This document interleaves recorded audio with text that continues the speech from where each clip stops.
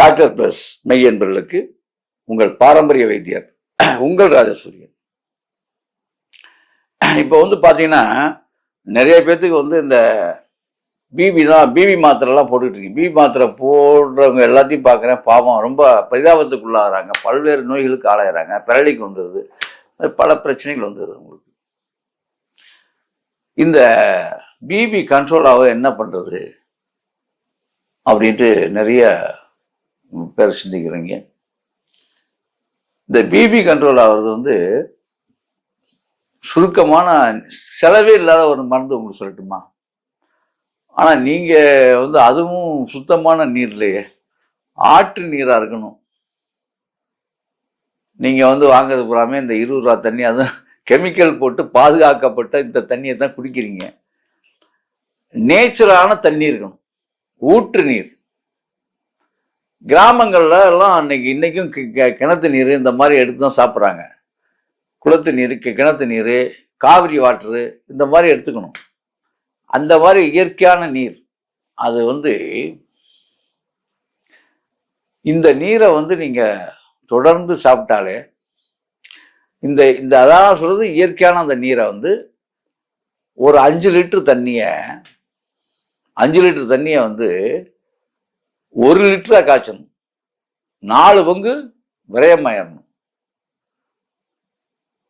5 litre தண்ணியை 1 லிட்டரா காய்ச்சணும். செலவு இல்லாத ஒரு வைத்தியம் இது. காய்ச்சி எடுக்கிறது தான் முக்கியம். மருந்துக்கு காசு நீங்க செலவு பண்ண வேண்டியதில்லை. இந்த தண்ணீர், அந்த 1 லிட்டர் தண்ணீரை 5 லிட்டருக்கு 1 லிட்டர் அப்படின்னா பாத்துங்க. அப்ப 10 லிட்டருக்கு 2 லிட்டர், 10 லிட்டர் தண்ணி ஒரு நாளைக்கு நீங்க காய்ச்சினா தான் 2 லிட்டர் உங்களுக்கு கிடைக்கும். இந்த 2 லிட்டர் தண்ணியை ஒரு நாளைக்கு ஒரு மனிதன் குடிச்சிட்டு வரணும். இந்த மாதிரி காய்ச்சி குடிக்கணும். இப்படி தண்ணியை குடிச்சிட்டு வந்தா 3 நாள் தாங்க உங்களுக்கு அந்த பிரச்சனையே இருக்காது, பெரிய மாற்றங்கள் ஏற்படும். நீங்க அந்த தோய்வு, அந்த விஷயம், அதாவது உங்களுக்கு என்ன, அந்த உட்கூட்டு விஷயங்கள்லாம், அதாவது உடம்புக்கு உள்ள இருக்கக்கூடிய அவயங்கள் எல்லாமே, பழுதுகள்லாம் நீக்கப்பட்டுரும். எந்த விதமான பிரச்சனையா இருந்தாலும் சரி, கசடுகள் எல்லாம் அடிச்சு தள்ளிடும். அதாவது இந்த தண்ணியை காய்ச்சுற முறையை நான் சொல்லிட்டேன். 5 லிட்டர் தண்ணியை 1 லிட்டரா காய்ச்சணும், 10 லிட்டர் தண்ணியை 2 லிட்டரா காய்ச்சணும், அவ்வளவுதான்.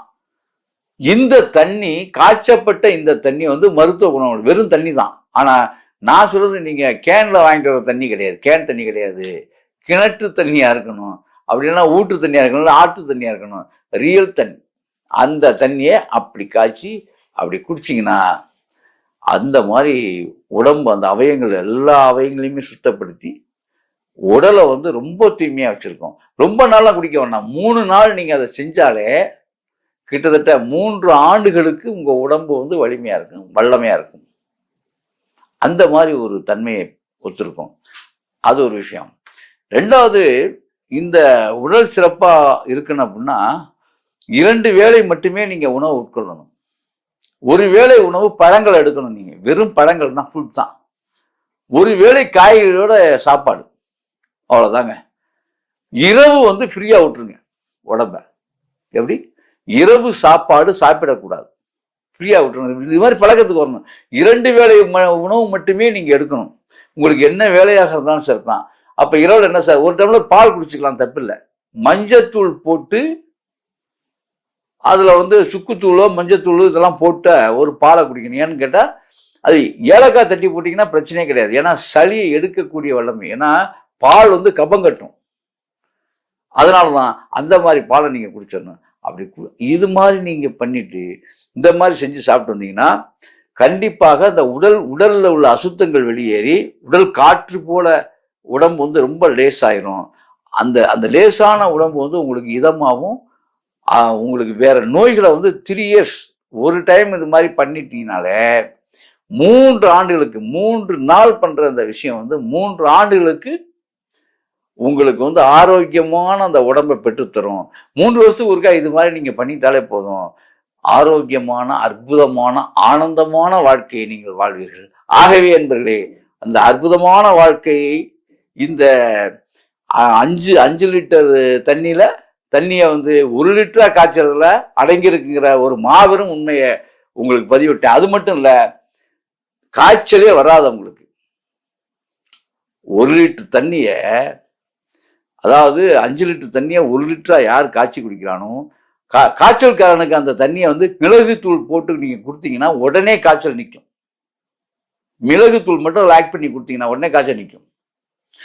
ஆக அப்பேற்பட்ட அற்புதமான சக்தியாக அந்த தண்ணீர் மாறிவிடும். அந்த தண்ணீர் தான் நன்னீர் என்பதை நீங்கள் புரிந்து வாழ்க்கையை வந்து ஆரோக்கியமான வாழ்க்கையை வழிநடத்தி சொல்லுங்க. அற்புதமா ஆனந்தமா இருங்க. ஆகவே அன்பர்களே, இப்படி செய்து அப்படி வாழுங்கள். அற்புதம், ஆனந்தம்.